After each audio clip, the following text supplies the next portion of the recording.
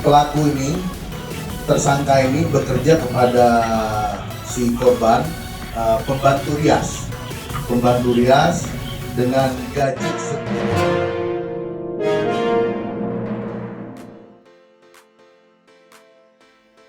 Kasus tewasnya Samsudin alias Untari, pemilik tari salon di RT 02 Kelurahan Perumnas Rahma, Kecamatan Lubuk Linggau Selatan 1, Kota Lubuk Linggau akhirnya terungkap. Jajaran Polres Lubuk Linggau berhasil membekuk pelaku yang menghabisi korban dan jasadnya ditemukan Kamis lalu, 25 Agustus 2022. Pelaku diketahui bernama Marianto alias Ian, teman kencan korban.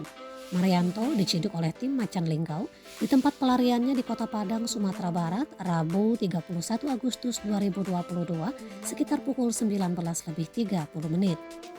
Kapolres Lubuk Linggau AKBP Harisandi didampingi Wakapolres Kompol MP Nasution dan Kasat Reskrim AKP Robi Sugara membeberkan motif tersangka nekat membunuh korban dalam press release di Mapolres Lubuk Linggau Jumat 2 September 2022.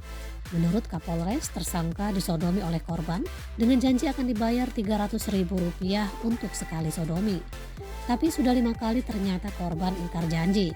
Dari sinilah memicu rasa sakit hati tersangka karena merasa telah diperalat oleh korban. Selain itu, korban juga berjanji akan membayar jasa tersangka Rp50.000 setiap kali membantu merias pengantin.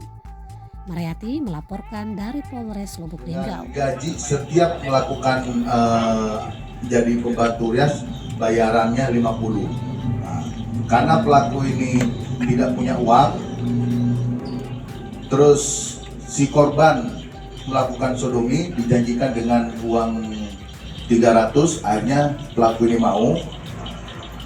Setelah disodomi sebanyak 5 kali, terus si korban prestasi tidak membayar tersangka, ya.